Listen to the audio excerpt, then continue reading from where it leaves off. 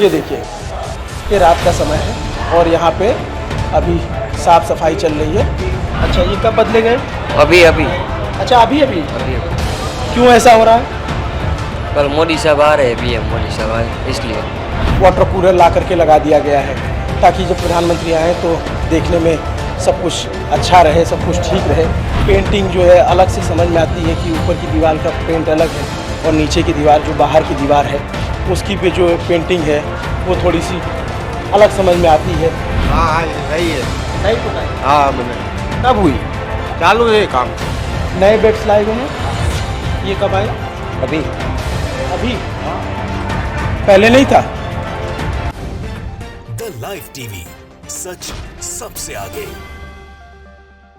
दोस्तों, मैं बात हफीज हूं। लाख कोशिश कर रहा है गोदी मीडिया मोरबी के मामले में बीजेपी के चेहरे को बचाने की, लेकिन हर पल नाकाम होता जा रहा है। हर पल कुछ ना कुछ ऐसा खुलासा होता है जिससे कि बीजेपी और 10 कदम पीछे हो जाती है और उसकी सरकार बेनकाब हो जाती है। लेकिन अब जो हुआ है वो हैरान कर देने वाला है, क्योंकि कल तक जिस बात की चर्चा हो रही थी कि मोरबी के उस अस्पताल को चमकाया जा रहा है मोदी जी के आगमन के लिए, मोदी जी के आने के ऊपर कि मोदी जी आएंगे तो तस्वीरें बड़ी अच्छी आए, और वहां पर जहां पीड़ितों का इलाज चल रहा है वहां पर सबसे बड़ी प्राथमिकता है अस्पताल को चमकाने की। अब लेकिन एक पत्रकार ने जाके वहां पूरा वीडियो बना के खुलासा कर दिया है कि कैसे वहां की चादरें तक बदली गई हैं, वहां पानी पीने के लिए एक पूरा का पूरा जो वाटर कूलर है वो भी लगाया गया है, सब कुछ चमकाया जा रहा है। और उसके विजुअल्स आप देखेंगे तो हैरान हो जाएंगे। मतलब पूरी तरह से जो ड्रामेबाजी है वो बेनकाब कर दी गई है। और उसके साथ साथ गोदी मीडिया को भी कुछ हो गया है।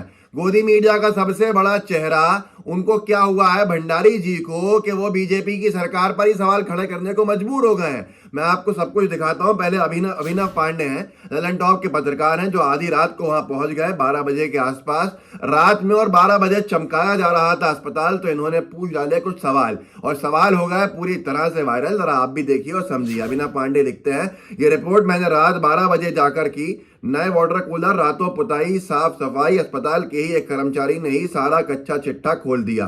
पूरी रिपोर्ट ये रही। पूरी रिपोर्ट आप ललन टॉप के जो यूट्यूब चैनल है उसके ऊपर देख सकते हैं, उनके फेसबुक ट्विटर पे देख सकते हैं, या अभिनव पांडे का लिंक जाके आप ट्रेस कर सकते हैं। लेकिन मैं इसका थोड़ा सा अंशभाग दिखाना चाहता हूँ। ये देखिए और समझिए कि क्या हो रहा था और कितनी बुरी तरह बेनकाब हुए हैं ये लोग। देखिए, ये देखिए, ये रात का समय है और यहाँ पे अभी साफ सफाई चल रही है। अच्छा, ये कब बदले गए?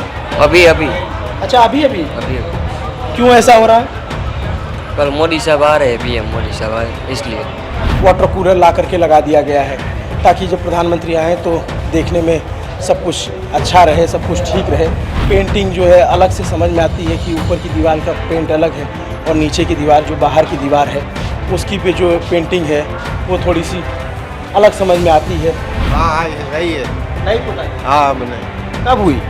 चालू है काम। नए बेड्स लाए गए हैं, ये कब आए?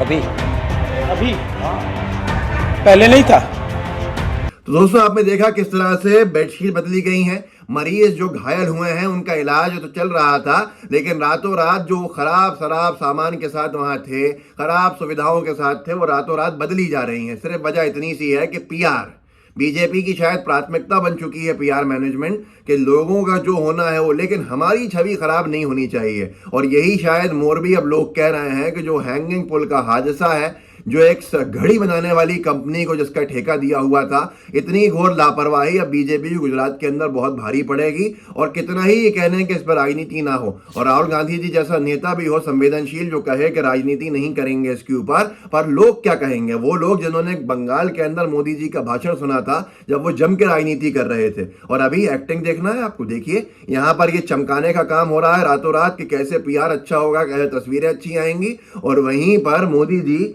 रो ही दिए हैं।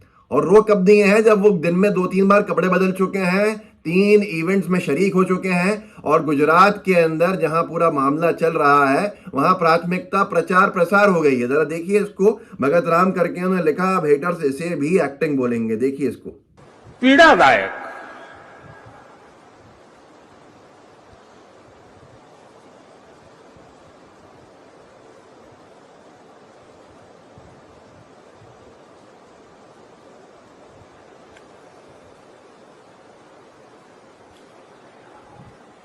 मन बहुत व्यथित थे। और जनता का गुस्सा जो है इन सारी ओवर एक्टिंग्स के ऊपर वो ये है कि अनिल कुमार यादव नीचे लिखते हैं इस ट्वीट के ऊपर कि मन बहुत दुखी है लेकिन सत्ता का लालच है। गुजरात का होते हुए गुजरात में इतना बड़ा कांड हो गया और गुजरात में रहने के बावजूद गुजरात में ही पहले रैली कर रहे हैं और वहां बाद में जाएंगे। वाह रे सत्ता का लोभी। आप खुद सोचिए कि क्या अस्पताल के बारे में जानकारी मोदी जी को नहीं होगी, जो 3 बार मुख्यमंत्री रहे हैं गुजरात के, लगभग 4 बार। और क्या इस बात की जानकारी नहीं होनी चाहिए किसी भी राजनेता को कि अगर कहीं कोई हादसा हुआ है तो वहां रैली वगैरह ना करते हुए सीधे अपने हेलीकॉप्टर से या प्लेन से पहुंचा जाए उस जगह के ऊपर। जब मामला आपके गृह राज्य का हो तो उसमें 2 दिन का इंतजार, ताकि वहां लीपापोती हो सके, वहां जो है पुताई हो सके और सफाई हो सके और सुविधाएं लाई जा सके उस अस्पताल के अंदर, फिर जाके मिलेंगे ताकि खूब अच्छे मीडिया में तस्वीरें आए। तो ये सवाल जनता के मन को बहुत परेशान कर रहा है, बहुत पीड़ा दे रहा है। और पीड़ा इतनी है कि सारे मामले के अंदर जो लीपापोती की जा रही थी, पहले तो रुबिका लियाकत जी के शो में पूर्व मुख्यमंत्री नितिन पटेल ने पोल खोल दी। उन्होंने कहा कि हाँ, सरकार की जिम्मेदारी तो बनती है क्योंकि सरकार के अंडर में आता है ये सब कुछ। और अब जो हुआ है, मजबूर हो गए हैं गोदी मीडिया के सबसे बड़े पत्रकार प्रदीप भंडारी, जिन्होंने तमाशा करने में आज तक कोई कसर नहीं छोड़ी, जिन्होंने हमेशा प्रवक्ता बन के रहना पसंद किया बीजेपी का, अब वो भी बीजेपी की सरकार के ऊपर 5 सवाल दाग रहे हैं और उनका गुस्सा भी 7वें आसमान पे है। और ये अनहोनी कैसे हो गई होनी में तब्दील, ये लोगों का सवाल है। दारूबाज मेहता है वो लिखते हैं share maximum, Morbi bridge collapse, BJP government और जो प्रशासन है वो एक्सपोज, जनता देख रही है। और इसमें कौन सवाल पूछ रहा है? प्रदीप भंडारी। और क्या सवाल कर रहे हैं? जेन्युइन और वाजिब सवाल कर रहे हैं जिसकी उनसे अपेक्षा ही नहीं थी। उनका कहना है कि एक घड़ी बनाने वाली कंपनी को इस पुल का ठेका दे कैसे दिया, ये सरकार ने किया क्या है वहां पर। और आप खुद सुन लीजिए वो क्या कह रहे हैं, जरा देखिए।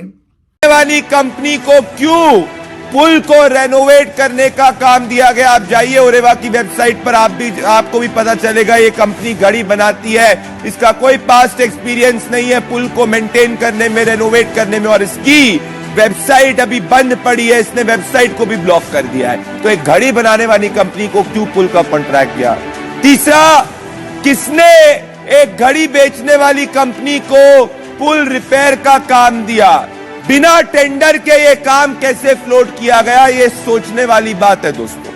चौथा, गुजरात सरकार से मैं पूछता हूं कि जब मोरबी नगर पालिका, तो यहां पे ये पूरी की पूरी जो एक्टिंग है वो बेनकाब हो रही है। बीजेपी की सरकार का जो लीपापोती का कार्यक्रम है वो बेनकाब हो चुका है। लोग अब सवाल पूछ रहे हैं और जो अनभक्त हैं वो भी अब सवाल पूछने में पीछे हैं, जवाब देने में पीछे हैं। वो जवाब भी नहीं दे रहे हैं, डिफेंड भी नहीं कर रहे हैं। कुछ बेगरत हैं, बेशरम हैं, जो अभी भी निरंतर सरकार के बचाव में लगे हुए हैं, बीजेपी के बचाव में लगे हुए हैं। लेकिन सबसे बड़ा सवाल यह है, अगर इतना दुख था मोदी जी को तो वो सबसे पहले वहां क्यों नहीं पहुंचे जहां पर घायलों का इलाज चल रहा था? और अगर पहुंचने वाले हैं तो उससे पहले रातों रात उस पूरे अस्पताल की तस्वीरें क्यों बदली जा रही हैं? अगर कोई फॉरेन डिग्नेटरी आते हैं, ट्रंप वगैरह आते हैं, तो एक दीवार बना दी जाती है जिससे कि गुजरात का जो स्लम्स हैं और सारी झुग्गी झोपड़ियां हैं और कचरा हो उसको छुपा दिया जाए और फिर उसकी ताकि इंटरनेशनल मीडिया के अंदर बड़ा चमकता हुआ गुजरात देखे।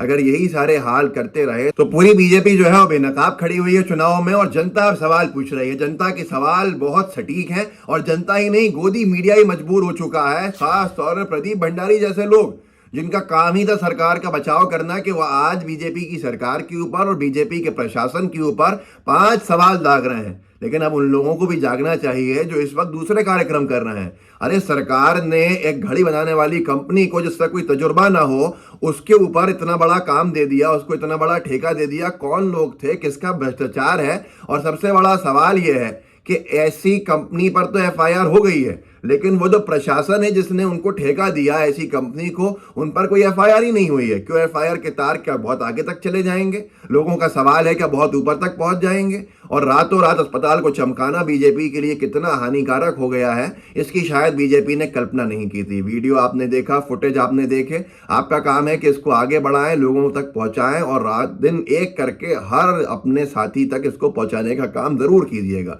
वीडियो व्हाट्सएप के ऊपर शेयर कर सकते हैं, जितना कर सकते हैं कीजिए, साथ में लाइव टीवी को सब्सक्राइब जरूर कीजिएगा। जय हिंद, जय भारत। द लाइव टीवी, सच सबसे आगे।